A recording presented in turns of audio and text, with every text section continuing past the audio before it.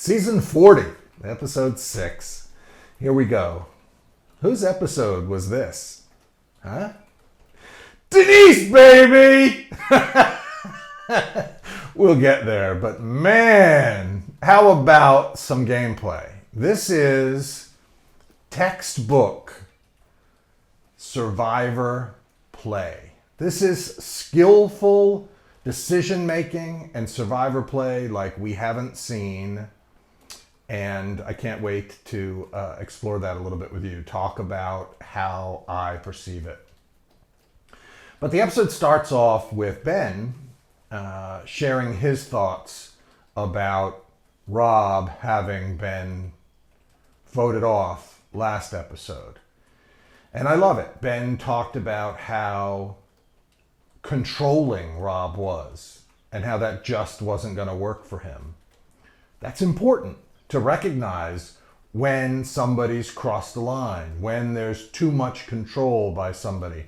Rob's a threat anyway, people knew that, but he was so blatantly controlling, he was so in charge that it was impossible for them to get rid of anybody but him. He was just in the way. Someone with whom there was no opportunity to move forward or to play or to align with in the game. You had to get him out of the way. And that's the dilemma. What do you do with somebody who's so effective, so good at the game? I argue that were I there, I would be somebody who people should perceive as a threat. However, smart players would recognize that I would know how much of a threat I am, and I would adapt and be willing to help people. But that takes them letting their egos deflate a bit. They would have to actually believe that I would have something to contribute to their game in order to not get rid of me early. I'd hope to help them see that that's the case, and that way have some opportunity to play the game a lot longer than these threats that have been kicked out one after the other here in this season 40. But I think I'd succeed at that. Is that my ego? Just thinking I'll succeed at everything? I don't know. It's a game. But I'm good at it. Argue with me. Go ahead. I don't mind. The game moves from Ben talking about what happened last episode into a scene where Tyson gets the idol nullifier and sells it to Parvati, who doesn't know that it came from Tyson, for a fire token. But Tyson's talking about the fire tokens and describing people, the other players, as numbskulls because they don't know what to do with the tokens and that they are saving them or whatever he's referring to. And so Tyson decides to buy a jar of peanut butter with the one fire token he just got his hands on, because he said he didn't have any fire tokens. And so now he just got one. And he buys a jar of peanut butter. What do you think? Who's the numbskull? Do you think that serves him well? Do you think his perspective on fire tokens is bright, aware? Is it well thought through? I don't. Tyson, cute as a button, sexy dude. But what's going on, man? What on earth are you doing sitting there sucking down the peanut butter? Yeah, the nutrients. Yeah, the energy. I get all that. But part of coming into Survivor and being that incredible player requires kind of an awareness that you're going to be suffering a little bit when it comes to food and nutrition. And so when you let that happen and you prioritize appropriately, then you can make better game-related choices. Peanut butter might keep your energy up a little bit. Maybe on the outside, it might help you win a challenge or two. And that could help theoretically, but none of that's real time and direct connection to your staying in the game and to your getting farther. I hate the idea that you don't consider the possibility that those fire tokens could be at some point extraordinarily valuable, like life or death within the game kind of valuable.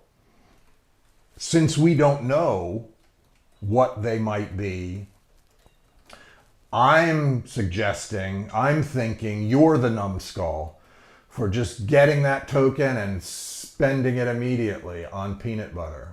I don't know, but that's my thought. As we move into the first challenge, what are your thoughts? Here come three tribes.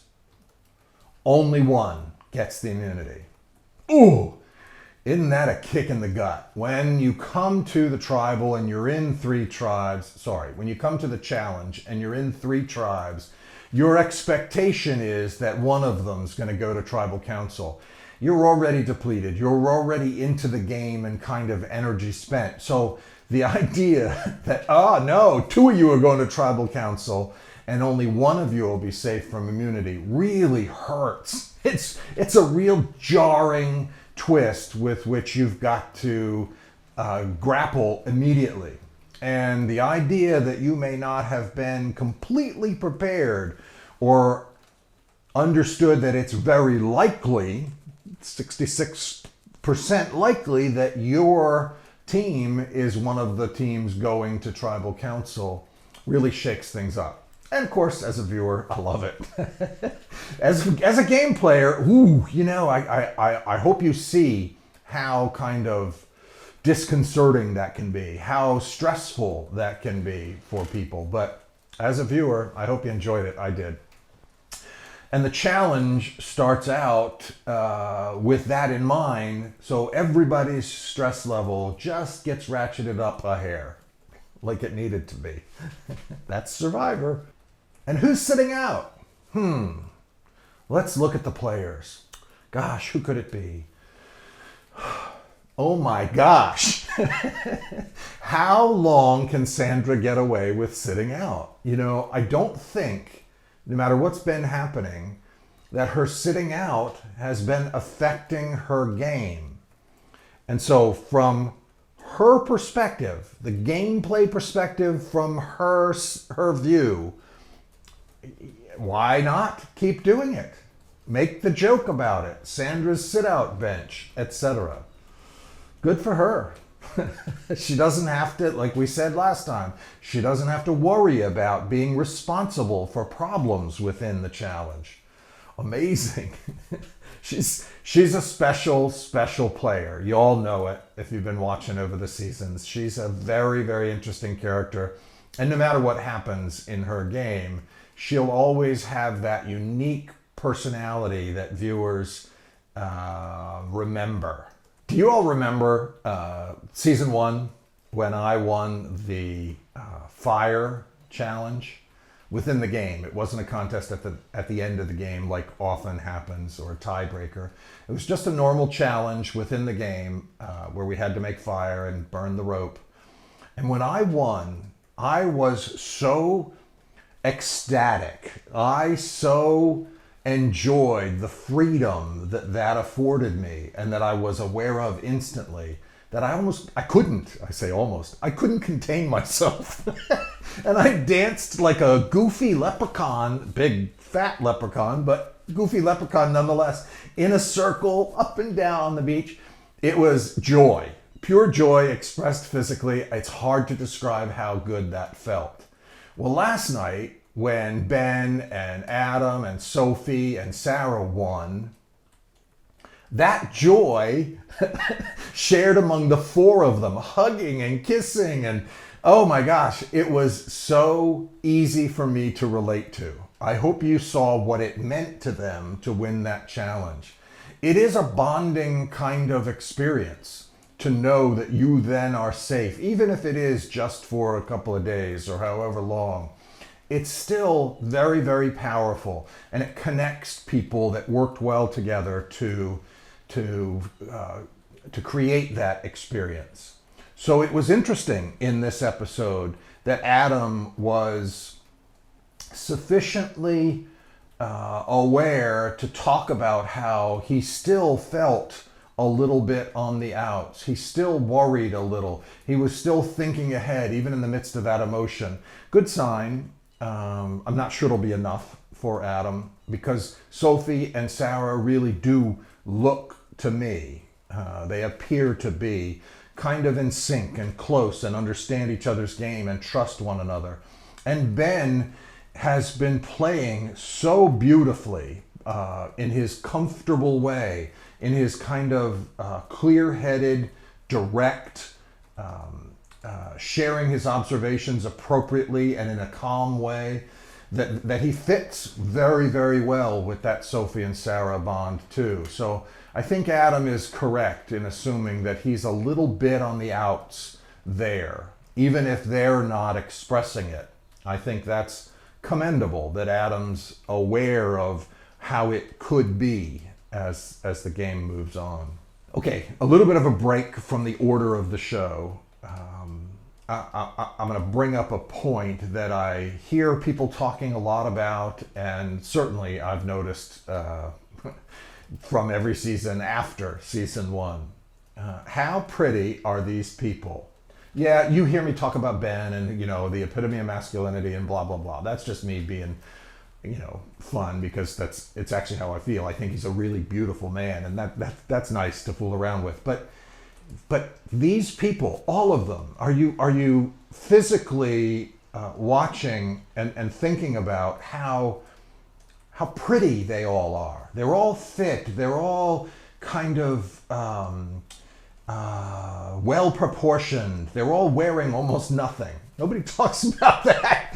Here I am naked, but my blue dot is bigger than most of the people's clothing put together. It's a very, very interesting thing to me that we don't just accept the idea that, well, I don't know if in this case you want to, refer to it blatantly as sexuality, but pretty and bodies and the look of these players is a big part of Survivor. For sponsors, these pretty people draw viewers.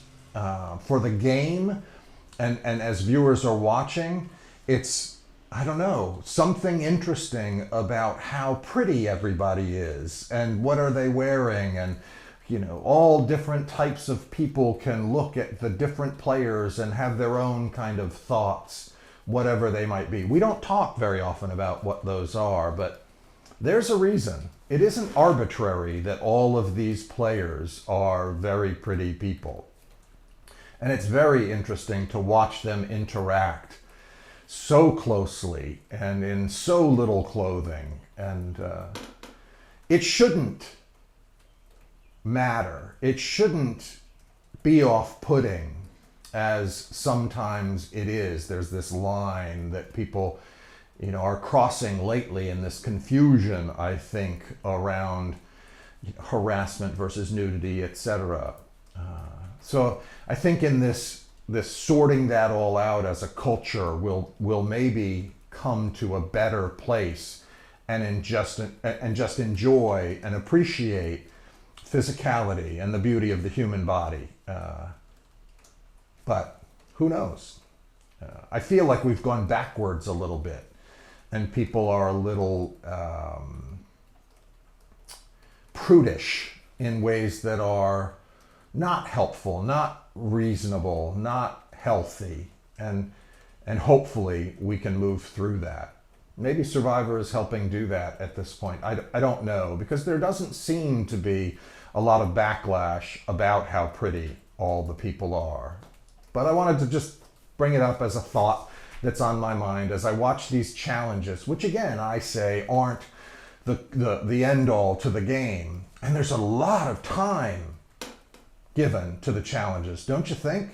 As opposed to getting to know very, very intimately the personalities and the thoughts and the individual decisions being made by each of the players. We do get snippets of the players that are important for each episode.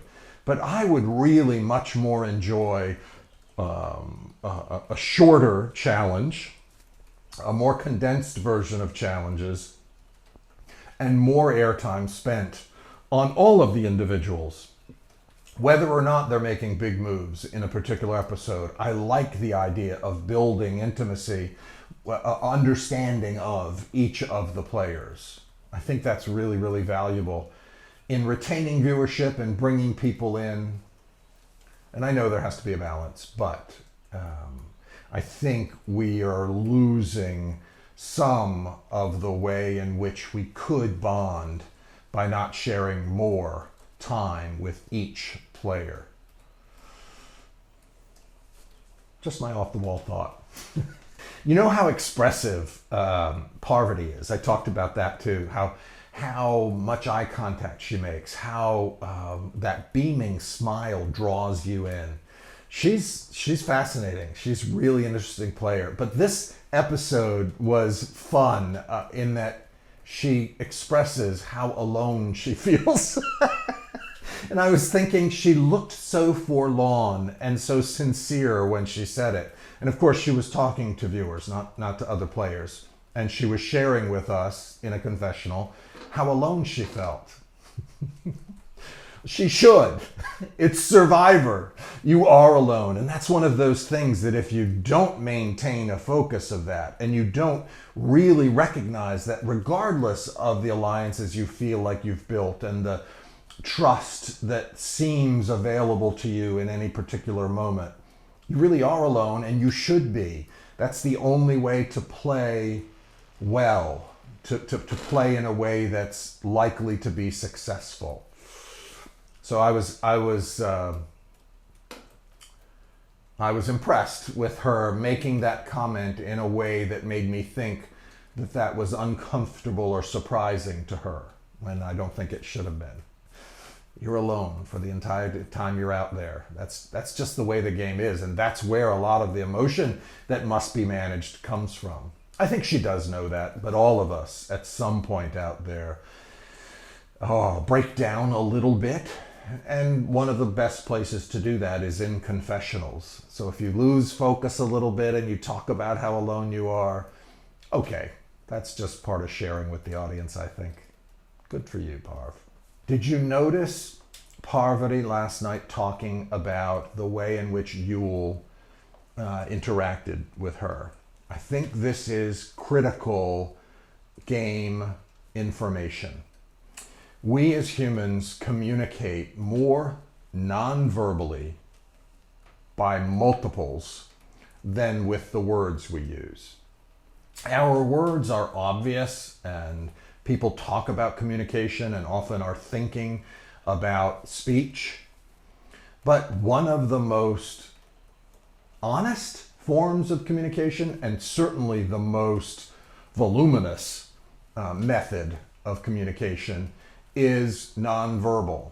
The messages we're sending, the communication that is happening most honestly tends to occur nonverbally. And Parvati, in talking about being alone last night, went on to talk, I forget with whom, some other participant, about her interaction with Yul. And Yul was closed off to her, is how she worded it.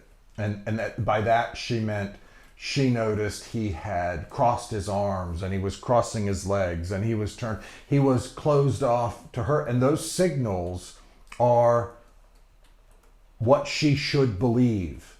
The nonverbal communication is what is most powerful, most honest, and that's what you should most rely upon when deciding how to move forward. So I'm certain that contributed to her sense of loneliness, knowing that with all of her beaming smile and beautiful bright eye contact and everything in her arsenal directed at Yul, she was still sensing this closed-offedness. That's tough. That's difficult. You've used everything you've got and you still feel as if he's closed off to you. I say kudos to her for noticing. Kudos to her for the level of awareness about where she stands. But I also say to Yule, there's a crack in your, what I think of as thoughtful gameplay. And the crack is you shouldn't communicate that closed offedness. You should think about what messages you're sending non-verbally. If you're playing the game as well as I'd want you to, and as well as I think Yule is capable of doing, he should not have been so blatantly communicating that unavailability to Parvati, of all people, who's so aware, Parvati's so connected a player, that Yule should very, very much have done everything he could have to communicate openness and willingness to explore. All of those things don't necessarily lead to agreeing or doing anything, but they send wonderfully positive messages to other people that help them believe you and reduce the defensiveness they'll have if they notice you are closed off to them. Masterclass in Survivor skills, nonverbal communication. It's so much more of the game than even most players realize. So I know a lot of the long-term super fans know some of this and are well aware of it, but pay attention to this specifically. It's one of the most powerful aspects of the game. What signals are being sent? What signals are being perceived? You know, they matter, or reality matters, as I always say. What's real? And you get the opportunity to understand most likely what's real through nonverbal communication rather than just the words that people are using. No, I'm fine. Are you? How about Michelle and Wendell? I feel like in this episode, episode 6, now we are seeing the results of real relationship in real life. I see reflected in this interaction that they're having in this episode what they endured when they were attempting to be a real couple in the real world. And crystal clear how frustrated Michelle is with the way she perceived she'd been treated in real life. So be it. Who knows what both sides of that are. But taking it into gameplay, which obviously is what's most important to me, Wendell is screwing it up because he's doing what he should already know would frustrate Michelle. Michelle knows him well enough to know that he isn't adapting, that he isn't being his better self with her. And that's enabling Michelle to just not care about him, to just openly talk about how these things that she's feeling and the ways that she approaches him in efforts to move forward in the game that remind her why she's not in that relationship, that remind her why it'll be so easy to slit his throat within the game. If you're a really good Survivor player, you have to take into account, particularly now in a Winners at War season, where many of the players have interacted with one another, how those interactions have played out. What are the dynamics between these players? If you're not taking that into account, you aren't playing the game well. And with every season of Survivor, it's necessary to be adaptable. This is the way in which you need to adapt this season, I think. So let's give some credit to Nick. How many of you last night noticed Nick's conversation about the difference between hidden players, hidden skillful players, and visible threats? The hidden threats that he talked about are the people that I talked about last week, like Tony, Wendell, who don't have these huge targets on their back, who are back there kind of everybody's a threat, and they're threatening to some extent. You don't want them to get an upper hand, but they're either vocal or frenetic or both, Tony. And somehow in the midst of that, they have a bit of a pass when it comes to most discussion about who should be voted out. On the other hand, the visible threats, all of them that we've talked about, all of the ones that have gone so far, and Parvati now is the discussion point. They're targeted. They're talked about. They know they are in many people's sights. That's fine. Making the decision about when to get rid of them versus when to get rid of one of those less visible threats is a really kind of crucial thing for somebody, the eventual winner's game. So as Nick, I want to give Nick really a lot of credit here for talking about the difference and for bringing up the potential that getting rid of Parvati rather than Wendell, when Wendell would never be expecting it right now, might be the move to make. Spoiler alert, we know it didn't happen, but credit to Nick for thinking that through and for pointing out that getting rid of the visible threat, sure, that's helpful. She's a visible threat, but there were reasons to have kept her. She was feeling suppressed, alone. She wasn't feeling relaxed and comfortable among that team members. Could it be dangerous if there were a tribe shift again? Sure. Could anything be dangerous? Every decision you make could end up in something unplanned. So the fact that at least Nick was considering this possibility and expressed it so clearly, kudos to you, Nick. Good job. Okay, switching to the other tribe for a second. Sandra, Kim, and Denise having conversation. Who's having the conversation? Sandra and Denise. Sandra, yammer. Sandra's a talker, and talking is great if it's intentional, if it's well thought through, if it's planned, if you know what it is you're talking about. Denise, very calmly involved in, here she is, a therapist. Denise is a sex therapist, yeah, but therapist is the important part of that.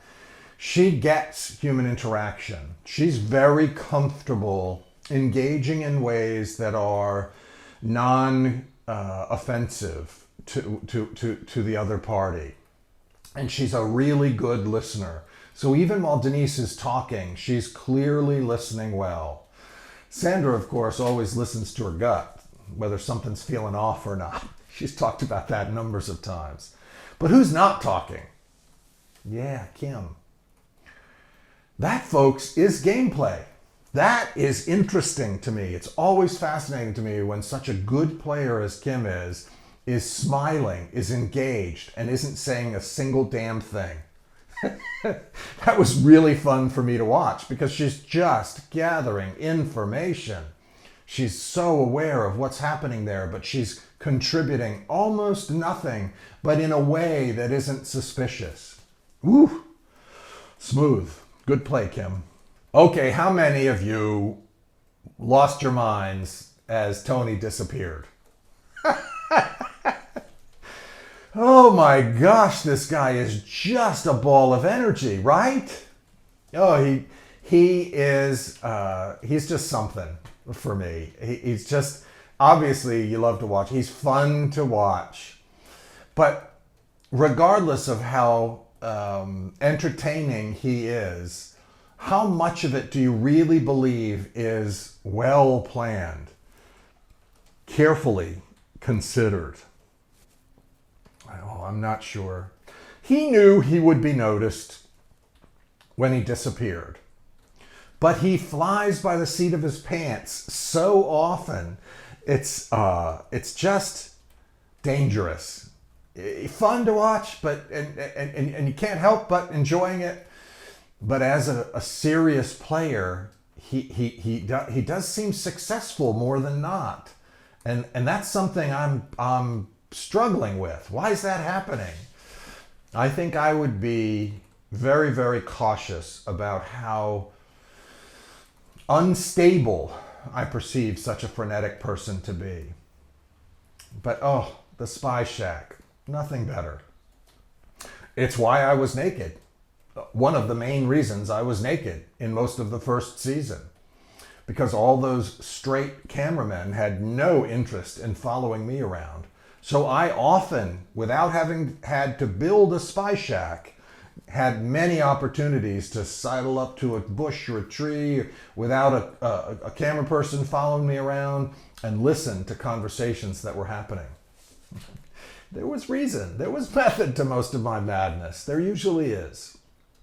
And kudos to Tony last night for getting away with it and coming out of the bush in his frenetic way and even being encountered by people and still talking about how he was looking for an idol, and they just pass it off as, oh, Tony. Oh, God, where's Tony? Sandra even says, does he have a Spy Shack? I mean, oy. That's what I mean by the players like him being dangerous, even though they aren't thought of as the main threats.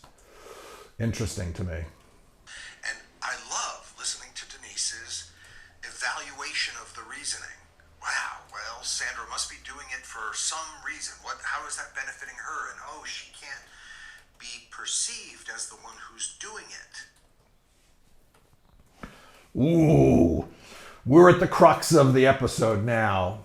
How many of you were almost up out of your seat, or maybe up out of your seat, watching the exchange between Sandra and Denise about fire tokens and immunity? We're down to it. We're in the midst of serious, game-changing gameplay when you're watching that kind of negotiating take place. Of course, when Kim walked up, they were talking about cupcakes. Sandra doesn't flinch. Not a peep. Just, ooh, I love them. You know, those cupcakes. And Denise followed along beautifully. No worries. And Kim moved on. But the negotiation was about Denise being asked by Sandra to give up 2 fire tokens. And in exchange, Sandra was offering immunity. On the surface, that seems pretty straightforward and kind of an easy decision. But watch Denise think. Watch her play. She not only doesn't say yes or no, or okay, I'll do it. None of that. She says, well, what if I give you 1 now and then 1 afterward? Continuing that negotiation. Still getting the immunity. There seemed to be no conversation from Sandra about not voting her out. Sandra did say, I'll do this and you pick one of the boys. You pick one of the other players to go. So that was okay, but it seemed almost off the cuff to me. And this is the precursor, this negotiation, in such a smooth, subtle way in which Denise gave nothing away, just comfortably engaged, really thinking through in her inimitably calm way what decision she should make given those choices. This is leading to a really, really powerful move. There are still many decisions Denise had to make about who was most important to remove. But to be in a position of going to tribal council based on what you've negotiated with another threatening player to take out whomever you want. It was up to Denise, and she could remove from the game, to Extinction Island at least, to the edge of extinction, anyone she chose. Wow, that's power. That's a really, really interesting spot from which to play the game. And that's the thing that has to be kept in mind. She has to make her decision based on what's best for her gameplay. Ugh! It was so fun for me to watch that dynamic. It was so fun knowing the both of them. I know Denise really well, and I know Sandra really well, and I really enjoyed watching that exchange. Neither one openly giving away to the other how much that negotiation meant to each of them. Oh, it was beautiful. This is Survivor. Ooh. As happened in last night's show, let's switch back to the other tribe for a second. We'll come back to Denise and Sandra, obviously. Well, how about Wendell and Parvati's conversation at Tribal? Did you enjoy it? Why was it happening? As I sat there watching the back and forth between Wendell and Parvati, and Wendell offering to still switch his vote, to vote with Parvati in exchange for tokens, etc. Why do you think the other players, the other participants at Tribal Council didn't interject? They didn't say anything. They didn't challenge. They just kind of watched. Jeff even had to kind of step in and ask them a question or two just to remind us that there were other people there, that conversation wasn't happening in a vacuum, that we were at a tribal council watching this go on. I found that intriguing. I'm not sure why it happened. Would I have allowed it to happen? Maybe if I knew something that I'm not aware of as a viewer. But in general, I would have tossed out comments, something to play one side or the other and to sway the vote or to sway the decision of those two parties in the way I had hoped. But it seemed as if the alliance that had formed prior to going to Tribal was sufficiently solid that even in the face of somebody like Wendell offering to switch his vote, there was confidence he wouldn't. That's the only thing I can think of as to why people didn't step in and talk more. And of course, as it plays out, who goes home? Well, to the edge of extinction. Parvati, another big target player. So that makes me think that's exactly what was happening. That trio, those other players were so confident in what they'd gone into Tribal to do that they weren't worried about the conversation between Wendell and Parvati. That they knew it was maybe just Parvati trying to stir things up and that Wendell was saying whatever in order to move forward to the vote. I'd always be fascinated to know really whether that was the case. But with Parvati going home, I have much more confidence that was so. Let's talk a little bit about what happened between Michelle and Wendell and Parvati. Actually, all of it was involved. But this is a bigger point. This is about the emotional toll within the game. Michelle was communicating how emotionally difficult it was that Wendell was so unsupportive, so defensive, so kind of cut off to her. Michelle was thinking it was possible for her game to be helped, for her to get tokens from Parvati with Wendell's help. And Wendell was kind of cutting her off and just pointing out that if Michelle were to write down Wendell's name, that would be Wendell with 2 votes on, and he felt threatened, and that he was showing how little he trusted Michelle. And although it's Survivor, and he shouldn't trust Michelle, there are bits of the game where you just kind of have to trust one another, or at least communicate the idea that you do. And so Wendell, again, didn't do well in communicating how little he trusts her. It left her in this place of feeling emotionally taxed. And the emotional game is a very, very important part of Survivor. Yes, a skillful player has to learn how to manage their emotions. And they need to do that 24/7 throughout the game. But it's inevitable that at times that toll will be heavy. And I think this is one where we see Michelle communicating the idea of how challenging it is, how tough it was for her to recognize that he couldn't even listen to her, really. He couldn't even contemplate the idea of supporting her game a little bit, and why that might benefit him. It's interesting. And for her to relate that to real life, and that this is what she dealt with in their relationship and why it didn't work, made sense to me.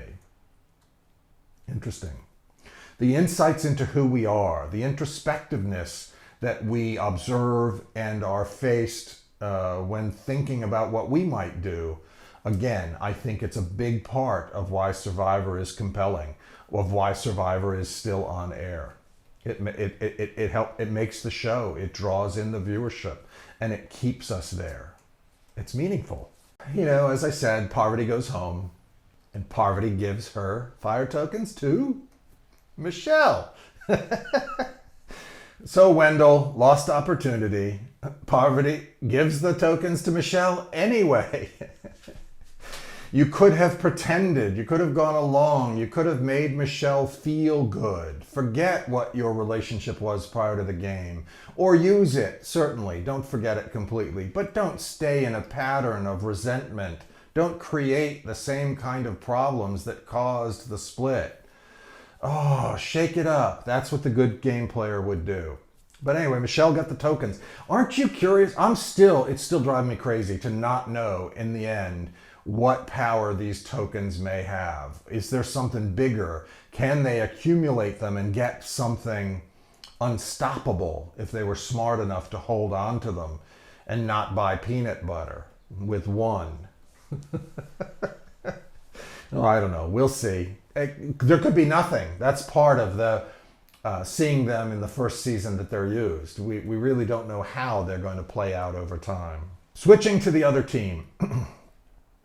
Probst asks Denise why she should be kept rather than Jeremy, because Jeremy talked about why he should be kept in the game. So, as usual, Probst asks the other person, in this case Denise, forget what happens later. I want you to think about her response. I'm going to suggest that it's problematic. I understand what happens later. I understand maybe her reasoning on one level for saying things like, I'm not really a physical threat, etc. I'm not really a physical, I can't really be, I forget the exact words, I can't really be counted on in challenge, etc. But you have to think, I think, outside that instantaneous interaction. What's going on right there in that moment at Tribal Council is one thing, but the comments you make permeate the game, hopefully longer. And so I think it's really important that Denise should have thought through that answer a little better. When people talk about being competent in challenges, and Jeremy is crowing about how he can contribute to physical challenges, he can. Oh my God, he's a just gorgeous specimen of physicality. He would do really well in most physical challenges. But Denise has the opportunity to talk then about how unimportant that might be. And she didn't. Because the truth is, being the best in the best physical shape and being physically capable in challenges is not all it's cracked up to be. It can help a team, it can assist, but it also puts a target on your back. And the truth is, Most, if not all, challenges have dual components or more. And many of those components are intellectual. Many of those components have to do with calmness, focus, being able to solve puzzles, remember things. Those things have nothing to do with what you look like physically. And Denise's kind of inability in that moment to answer better, I think, could be foretelling. I'm bringing that up, even knowing what happens in this episode, but I just need to make that point so people can be aware that that answer could have consequences eventually. How about that? Sandra saying Denise isn't a threat. Okay. Wow. Here we are watching this tribal unfold, and Sandra talks about who is threatening. And she ticks off several of the players as threatening. And it's so obvious that the players you don't name must consider how interesting it is that you think they aren't threats. Sandra doesn't even bother to explain. She just smiles in her Sandra way. That queen thing goes a long way. Lets her get away with all kinds of stuff. But wow, the idea that not only does Sandra point out Denise is not a major threat, and then Probst challenges her about it, asks Denise what she thinks about Sandra saying she's not a threat. Priceless. Priceless. Love, love, love watching that unfold. And the smirk, the smile on Sandra. Oh gosh, they should have done a dual shot with her reaction in having said that, her smugness in being confident in what she was claiming, and the results in just a moment. Boy, that shot would have been great. How many of you jumped out of your seat when that final card was turned over and Probst reveals Sandra being voted out? Wow, huh? All of what that communicated in a single moment just sent thoughts and people, survivor players' minds into overdrive. What? How did it happen? What does that mean? What does it say about the people involved? Kim, oh my God, beautiful, beautiful Kim. The smile and the sincerity with which Kim expressed, well done. Well played, she said. And there's no one, I hope even Sandra, who could possibly question how well played that was. It was beautiful. And the calmness and smoothness, belied by the way Denise expressed that she wasn't calm, with which she did it, was impressive. So all of that time in the negotiation we talked about earlier, when Denise was being asked for 2 tokens for immunity and finally negotiated giving Sandra 1 token and that she'd give her another token later when she came back to camp in exchange for immunity, which Sandra then gave to Denise, was just beautiful, beautiful gameplay, leading to that amazing ability for Denise to be in control of whomever goes home and not being afraid to make what she really believed was not only a great decision for her, but so impressive a power play that it would be undeniable proof of her being deserving of a win. That thing that you can bring to tribal council that nobody can argue with. You just, there's nothing you can do but brag, really, at that point about how smoothly you pulled off such an unexpected move. I thought it was brilliant.